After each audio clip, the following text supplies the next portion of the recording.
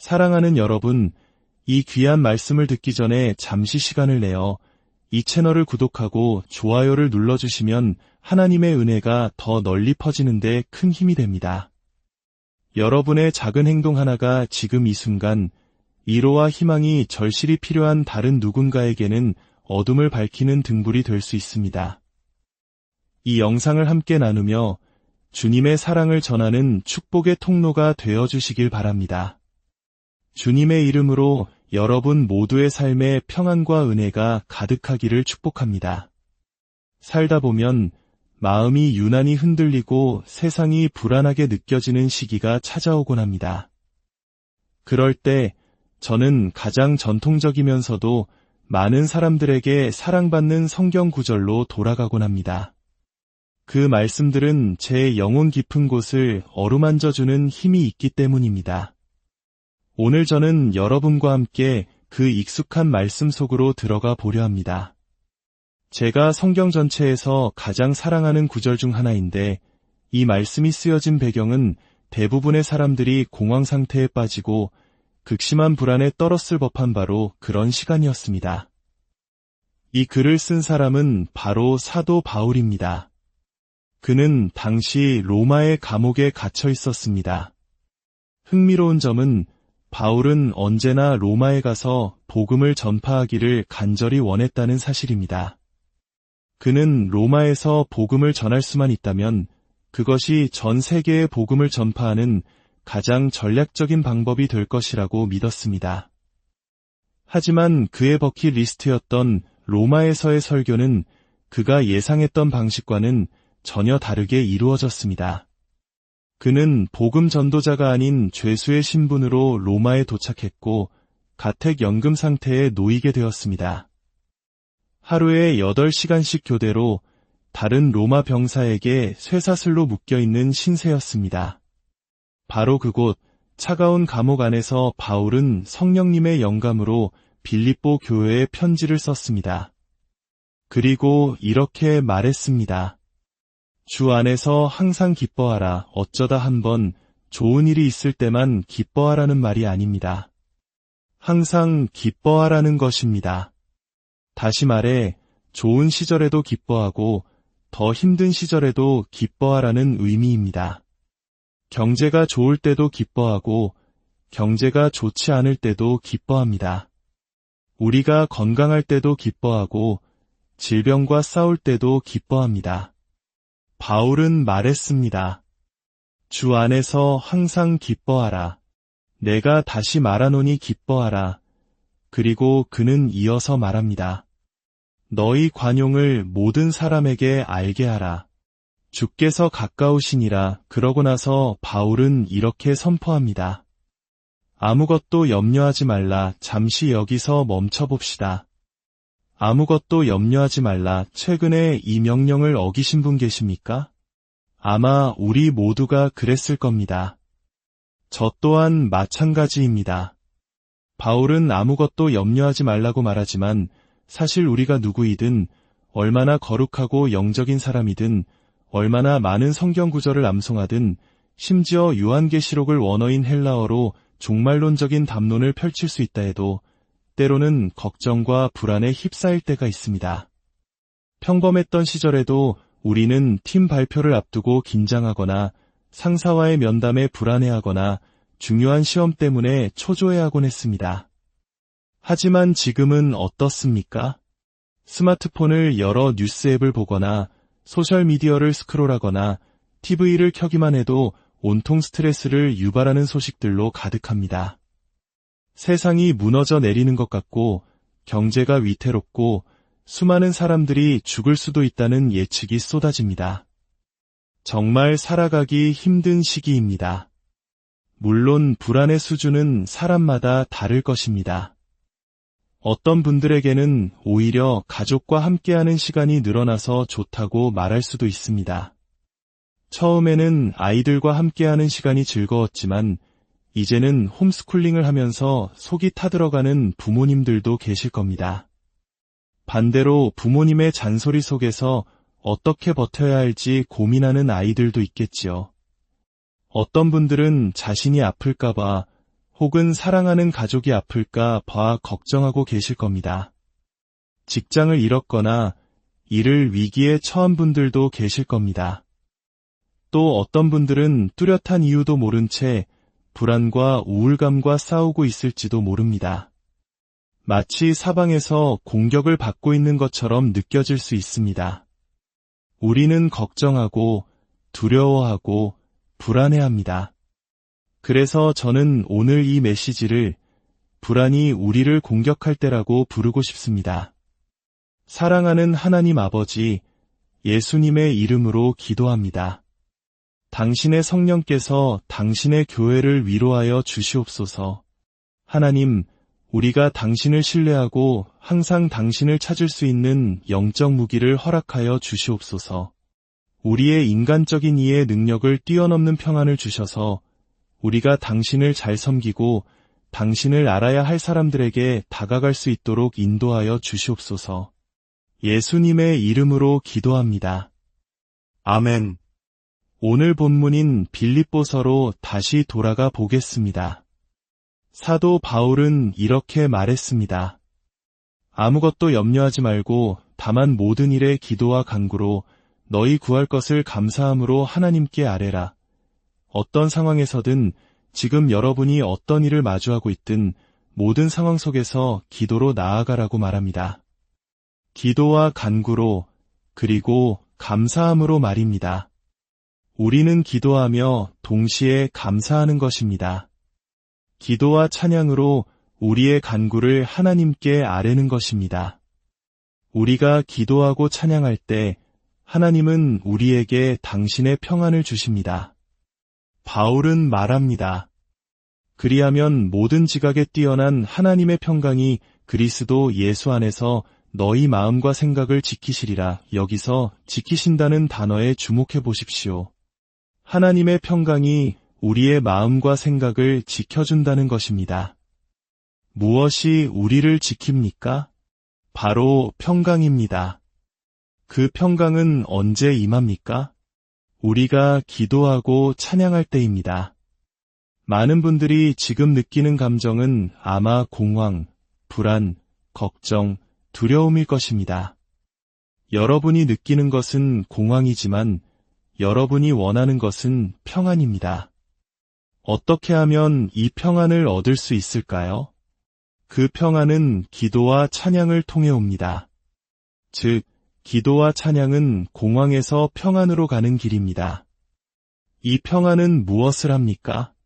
평안은 우리를 지켜줍니다. 우리의 마음과 생각을 지켜주는 파수꾼이 됩니다. 제가 젊었을 때 여러 종류의 무술을 배운 적이 있습니다. 사실 어느 것 하나 제대로 잘하는 것은 없었지만 그래도 여러 가지를 훈련받았습니다. 특히 기억에 남는 경험은 무술 유단자였던 친구와 함께 훈련했을 때입니다. 하루는 저희가 머리 보호대를 포함한 모든 보호 장비를 착용하고 대련을 했습니다. 저는 꽤 잘 버티고 있었고 속으로 나도 꽤 실력이 있구나라고 생각했습니다. 그때 친구가 제게 물었습니다. 이제 진짜로 한번 해볼까? 저는 이미 최선을 다하고 있다고 생각했지만 그 말을 듣는 순간 물러설 수 없었습니다. 저는 자신있게 덤벼봐 라고 외쳤습니다. 하지만 그 말을 내뱉는 순간 두려움이 엄습했는지 저도 모르게 아주 잠시 가드를 내리고 말았습니다. 제가 기억하는 것은 진짜로 해볼까? 라는 친구의 목소리와 덤벼봐 라고 외친 제 목소리, 그리고 다음 순간 제가 바닥에 쓰러져 있었다는 사실뿐입니다. 만화에서 주인공이 맞고 쓰러졌을 때 머리 위로 별이 빙빙 도는 장면을 보신 적 있나요? 그게 정말이더군요. 제 머리 위로 별과 새들이 날아다니는 것 같았습니다. 나중에 들어보니 친구의 회전 주먹에 맞았다고 합니다. 저는 전혀 보지 못했습니다. 바닥에 쓰러진 제 위에서 친구는 이렇게 소리쳤습니다. 가드를 내렸잖아. 절대 가드를 내리지 말라고 했지. 무슨 일이 있어도 가드를 내리면 안 돼. 사랑하는 여러분, 불안이 우리를 공격할 때 절대 마음의 가드를 내리지 마십시오. 여러분을 지키는 것은 무엇입니까? 바로 하나님의 평안입니다. 무엇이 평안을 가져옵니까? 기도와 찬양입니다. 그러므로 기도와 찬양을 멈춤으로써 마음의 가드를 내리는 일이 없어야 합니다. 사도 베드로도 이와 비슷한 가르침을 주었습니다. 그는 베드로전서 5장에서 이렇게 말합니다. 너희 염려를 다 주께 맡기라. 지금 불안하다면, 두렵다면, 직장 문제로 걱정하고 있다면, 건강이 염려된다면, 앞으로 무슨 일이 일어날지 몰라 막막하다면 그 모든 염려를 하나님께 던져 버리십시오. 어부였던 베드로는 그물을 던지는 것처럼 우리의 모든 염려와 두려움, 걱정과 무거운 짐을 하나님께 힘껏 던져버리라고 말합니다. 왜냐하면 그분께서 우리를 돌보시기 때문입니다. 지금 당신이 병실에 있든 외로운 방 안에 있든 하나님께서 가까이 계심을 느끼시길 바랍니다. 그분은 당신과 함께 계십니다. 당신을 떠나지도 버리지도 않으실 것입니다. 그분은 당신을 돌보십니다. 그리고 베드로는 경고합니다. 근신하라 깨어라. 이것은 마치 가드를 올려라. 방심하지 마라는 말과 같습니다. 기도와 찬양으로 준비하십시오. 너희 대적 마귀가 오는 사자같이 두루다니며 삼킬 자를 찾나니 마귀는 항상 우리를 노리고 있습니다. 마귀는 항상 우리를 향해 주먹을 날리고 있습니다. 그 공격이 상처가 되는 것은 오직 우리가 가드를 내렸을 때뿐입니다. 경계하십시오. 깨어 있으십시오. 마귀는 어떻게 공격할까요? 마귀의 목표는 우리의 생각이며 그의 무기는 거짓말입니다. 그는 이렇게 속삭일 것입니다. 너는 월세를 내지 못할 거야. 내 결혼 생활은 위기를 넘기지 못할 거야. 너는 병에 걸릴 거고 혼자가 될 거야. 하나님이 정말 너를 사랑하신다면 내 삶에 이런 일이 일어나도록 내버려 두지 않으셨을 거야. 마귀는 계속해서 우리 생각 속에 거짓의 씨앗을 뿌립니다. 그렇기 때문에 우리는 스스로에게 계속해서 되새겨야 합니다. 마귀는 거짓말쟁이다. 마음을 지키고 생각을 지키십시오. 기도와 찬양으로 가드를 내리지 마십시오. 혹시 지금 공격받고 있다고 느끼신다면 여러분은 혼자가 아닙니다. 저와 제 아내도 최근에 큰 다툼을 2번이나 했습니다. 평소에는 거의 다투지 않는데 말입니다. 저는 그걸 토네이도 같은 다툼이라고 부릅니다. 토네이도처럼 갑자기 불어와 큰 피해를 주고는 순식간에 사라져버리기 때문입니다. 서로에게 상처 주는 말을 쏟아냈습니다. 무슨 일이 일어난 걸까요? 우리가 가드를 내렸기 때문입니다. 세상의 스트레스와 압박감이 우리 안으로 들어오도록 허용한 것입니다. 저는 즉시 아내에게 말했습니다. 우리는 기도해야 해. 하나가 되어야 해. 목회자로서, 리더로서 저는 항상 믿음 안에서 강한 모습을 보이고 싶습니다. 하나님이 우리와 함께 하시고 우리를 위하신다는 것을 굳게 믿고 싶습니다. 하지만 저 역시 여러분과 마찬가지로 때로는 감당하기 힘든 무게감에 짓눌릴 때가 있습니다.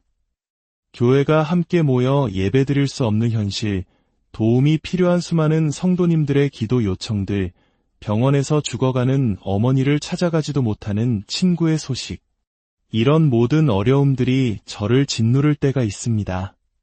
그럴 때마다 저는 하나님께 나아갑니다. 기도와 찬양으로 그분께 나아갑니다.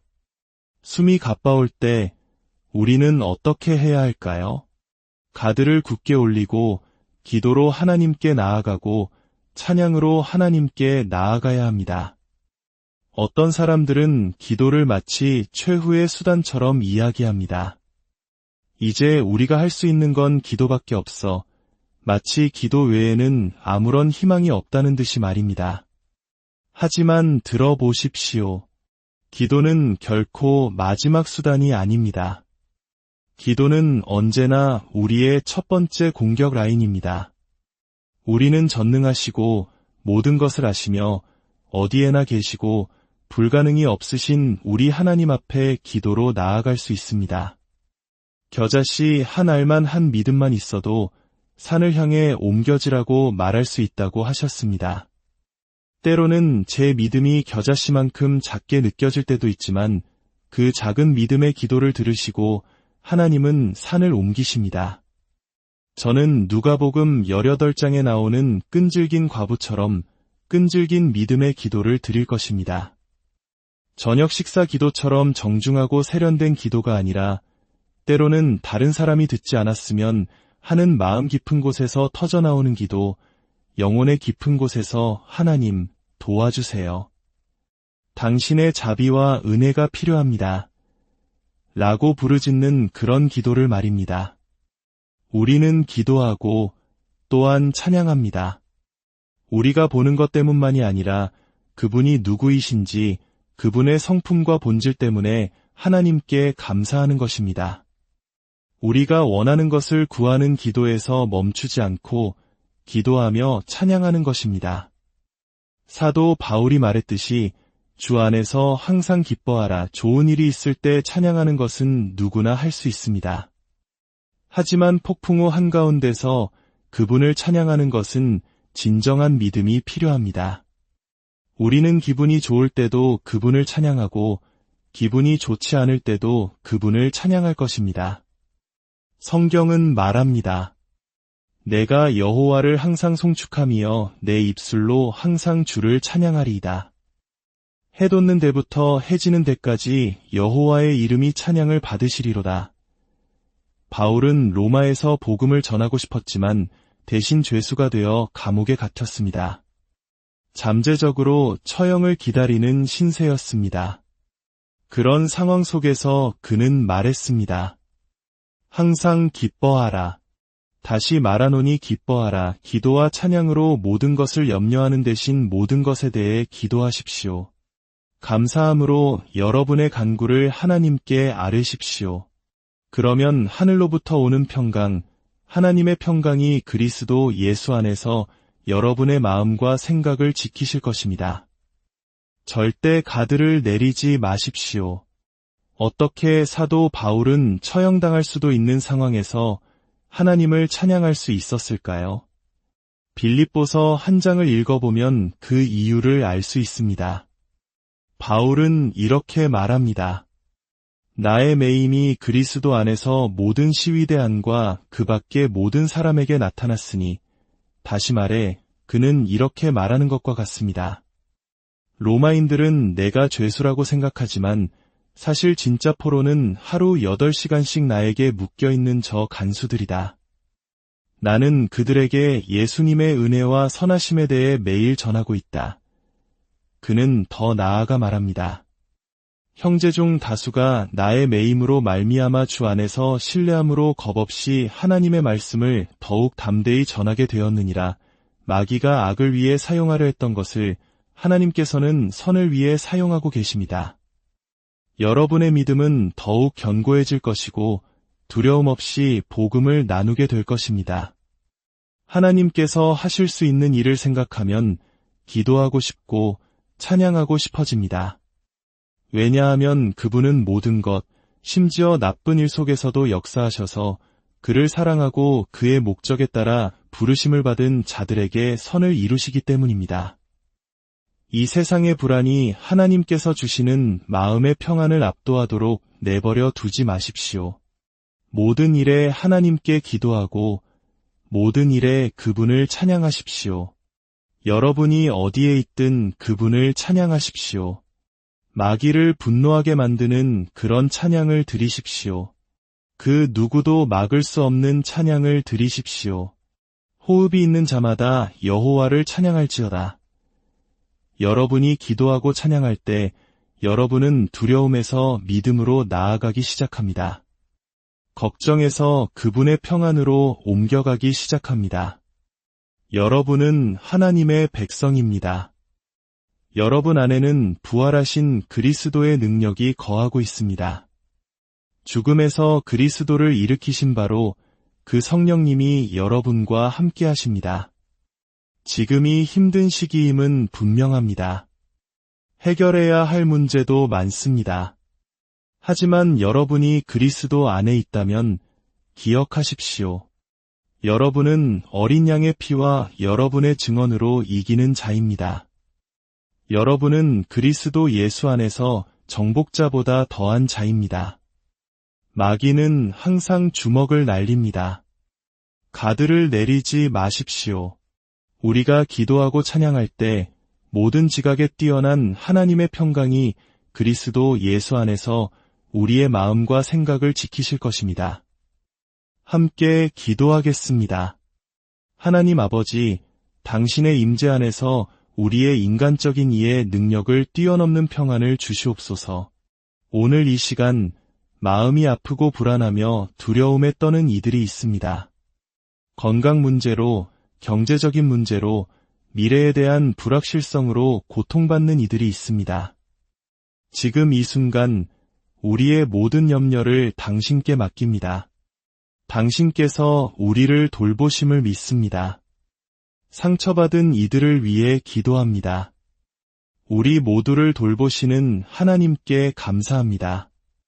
우리의 모든 불안과 무거운 짐을 당신께 내려놓습니다. 당신은 선하신 하나님이십니다. 결코 우리를 떠나지 않으시는 하나님, 항상 위로하시고 공급하시는 하나님이심을 믿습니다. 우리가 기도와 간구와 찬양으로 당신께 나아갈 때 당신의 평강이 그리스도 예수 안에서 우리의 마음과 생각을 지켜주시옵소서. 혹시 이 평안에 대해 전혀 알지 못하는 분이 계시다면 오늘 당신이 이 자리에 있는 이유는 하나님께서 바로 당신에게 그 평안을 주시기 위함일 수 있습니다. 복음은 좋은 소식이라는 뜻입니다. 하나님께서는 죄로 인해 멀어진 우리를 위해 그의 유일한 아들 예수 그리스도를 보내셨습니다. 죄 없으신 예수님께서 우리의 모든 죄를 대신하여 십자가에서 죽으시고 하나님은 그를 죽음에서 다시 살리셨습니다. 이제 누구든지 예수님의 이름을 부르는 자는 모든 죄를 용서받고 구원받으며 평안과 기쁨이 넘치는 삶을 살게 될 것입니다. 마음속에 무언가 빠진 것 같고 아프고 두렵다면 오늘 그분의 이름을 부르십시오. 예수님, 당신이 필요합니다. 저를 용서해 주세요. 오늘 제 삶을 당신께 드립니다. 하늘에 계신 아버지, 저의 모든 죄를 용서하여 주시옵소서. 예수님, 저를 구원하시고 새롭게 하여 주시옵소서. 당신의 성령으로 저를 채우셔서 제가 당신을 따르고 당신과 동행하며 당신을 위해 살게 하옵소서. 제가 하는 모든 일을 통해 당신의 사랑을 나타내게 하옵소서. 제 삶은 이제 제 것이 아닙니다. 모든 것을 당신께 드립니다. 우리의 구원자 되시는 예수 그리스도의 이름으로